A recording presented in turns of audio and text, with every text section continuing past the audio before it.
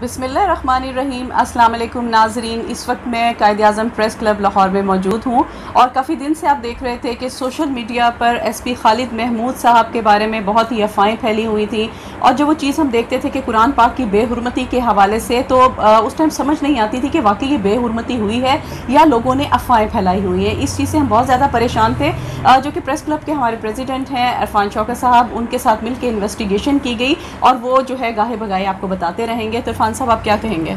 जी शुक्रिया madam. Miss, आजकल ये बहुत ज़्यादा इशू हाईलाइट हुआ है कि जी एसपी साहब ने कुरान पाक की बेहरमती की।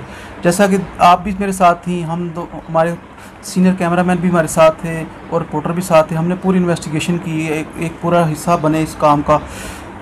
जब हमने वहाँ पे जाके पता किया कांस्टेबल से, लेडी कांस्टेबल से कि जी ऐसा कोई वाक़या हुआ है, तो उन्होंने हमें कुछ भी नहीं सही तरह बताया। उन्होंने कहा जी बस साहब सर आए थे तो उन्होंने हमारे साथ डांट डपट की थी, जिसकी वजह से हम गुस्से में आके हमने ये बयान दिया। देखिए, ऐसा नहीं होना चाहिए कि किसी के साथ अगर कोई इतना बड़ा ऑफिसर रैंक का बंदा सख्ती करता है तो आप उसको इस तरह बयान करो कि उसके ऊपर ऐसी तोहमत लगा दो कि वो अपनी नस्लों को भी बचाने के लिए इतना बड़ा स्टेप ले। तो आप भी हमारे साथ ही थी। बिल्कुल, और सबसे बड़ी बात ये थी कि जब वहाँ पर इन्वेस्टिगेशन के लिए गए, वो हम किसी के कहने पे नहीं गए थे, बल्कि हम ये सोच कर गए थे कि ये असल तहकीक है क्या, किस तरह से आप लोगों के सामने बात लाई जाए। जब स्पेशल इन्वेस्टिगेशन गई, वहाँ पर गए, लोगों के बयान पहले दिन कुछ और थे, दूसरे दिन कुछ और थे। 2 लेडी कांस्टेबल थी और 3 जो थे कांस्टेबल मौजूद थे, जिन्होंने बयानात ही मुख्तलिफ तरह के दिए, वो मैच बिल्कुल भी नहीं कर रहे थे। उसके बाद हम लोगों ने सारी वीडियोज़ देखी कि किस टाइम पर एसपी खालिद महमूद वहाँ पर उन्होंने जब आए हैं अपनी इन्वेस्टिगेशन करने के लिए अपनी सिक्योरिटी के साथ, कि क्या क्या हालात थे वहाँ पर, तो जो जितने भी मिनट्स की वीडियो थे वो भी हम आपको दिखाएंगे। और मगर वहाँ पर और चीज़ें मौजूद थी, पर कुरान पाक की वो होना चाहिए था कि शॉपर में कहा गया था कि उन्होंने स्टिक से वहाँ से हटा दिया या नाउज़ुबिल्लाह उसे गिरा दिया गया, पर ऐसा बिल्कुल भी नहीं था। और इसके अलावा जो मज़ीद हम उस तहकीक में गए हैं तो वो इंतहाई मजहबी घराने से, हम सब मुसलमान हैं, सभी मजहबी घराने से हैं, पर कुछ लोग होते हैं थोड़ा डेप्थ में होते हैं। उनके वालिद मोहतरम ने मसाजिद बनाई और बड़ा उनके घर दीन का, हम लोग जब गए हैं वहाँ पर तो वहाँ पर स्पेशल लाइब्रेरी मौजूद थी जो मैं देखकर हैरान हो गई थी, जिसमें एवरीथिंग, सारी चीज़ें जो थी वो कुरान से रिलेटेड थी कि हम लोगों ने किस तरह से अपनी ज़िंदगी गुजारनी है। फिर मैं नहीं समझती कि आपके सामने मतलब इस तरह की चीज़ आए और आप इस तरह से नाउज़ुबिल्लाह ये कर सकें, ये सरासर गलत है। तो क्या कहेंगे इरफान साहब मज़ीद आप? मैडम देखिए, जब हम उनके घर गए थे, उनके जो पर्सनल गनमैन थे जो उनके साथ 1.5 साल से 2 साल से जॉब कर रहे हैं, उनके साथ होते हैं हर टाइम, उनसे भी हमने इंटरव्यू किया कि आप कुरान को आगे नज़र रखें। देखें, एसपी और भी आएंगे, अफसर और भी आएंगे, लेकिन अगर इन्होंने बेरहमती की है तो आप हमें बताएं, इसका भी अजाला हो सकता है। लेकिन उन्होंने कहा सर ऐसा कोई वाक़या नहीं हुआ, इनका बेटा मेरे साथ नमाज़ पढ़ने जाता है, ये इनके फ़ादर ने मस्जिद बनाई है। देखें, ये हमारा आपको दिखा सकें, मस्जिद नज़र आ रही होगी आपको, ये इनके फ़ादर ने ही सारी बनाई है और ये 5 वक्त के नमाजी हैं। और इनसे जब हमने पूछा तो इन्होंने कहा कि मैंने 2010 में हज अकबर किया था, उस टाइम मैं और मेरी वाइफ हज पे गए थे और हम उस वक़्त से लेके आज तक, ये उनके बकौल है कि मैंने आज तक कोई नमाज़ नहीं छोड़ी, मैं 5 वक्त की नमाज़ पढ़ता हूँ और ज़कात भी देता हूँ। मैं एक इंतहाई इस्लामी घराने से तल्लक़ रखता हूँ, मेरे बच्चे भी माशाल्लाह नमाज़ पढ़ते हैं, मैं भी नमाज़ पढ़ता हूँ और मैं ये कभी सोच भी नहीं सकता कि मैं इस तरह बेहरमती करूँगा कुरान पाक की। ये सरासर मेरे पे इल्ज़ाम है, जो कि इतना बड़ा इल्ज़ाम है कि मैं इतना फेडअप हो चुका हूँ। ये उन्होंने हमें बताया एसपी साहब ने कि मैं इतना फेडअप हो चुका हूँ कि आज काश मैं सोच रहा था कि काश मैंने ये नौकरी ना की होती। मेरे घर वालों से अजीज़, मेरी हर दुनिया की चीज़ से अजीज़ मुझे कुरान पाक है।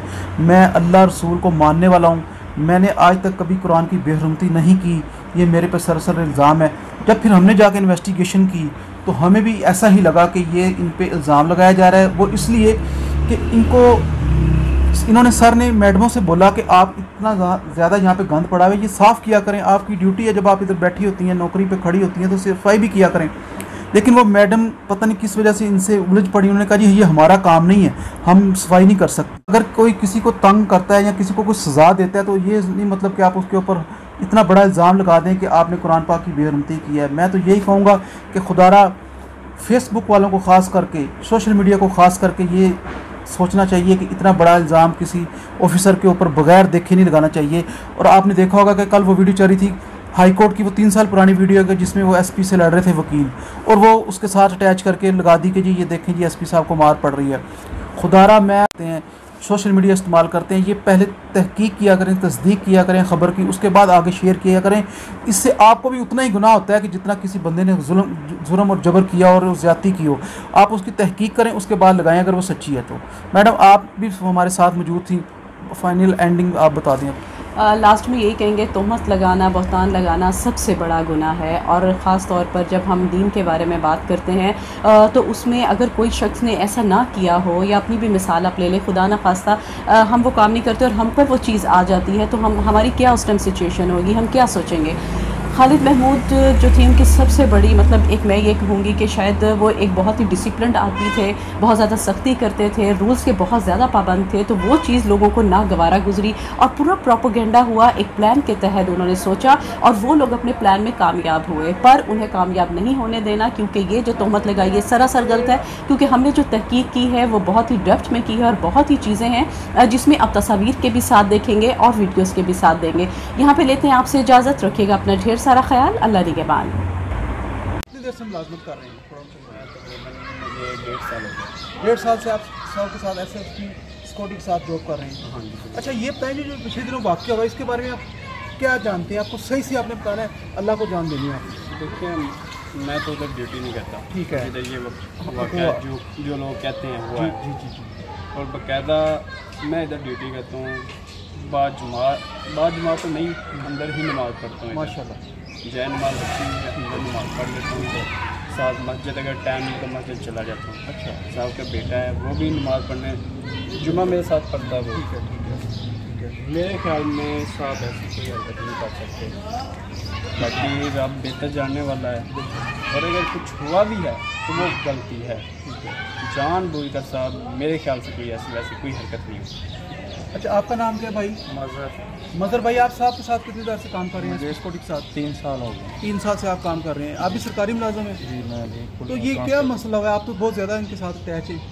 सर वो तो मसला तो उधर ही हुआ है, लेकिन साथ का जो फैमिली है ना, मैं तो उनको ज़ाती तौर पे सारे जो रिश्तेदार हैं सबको जानता हूँ। ठीक है, इनमें ऐसा कोई मसला नहीं है।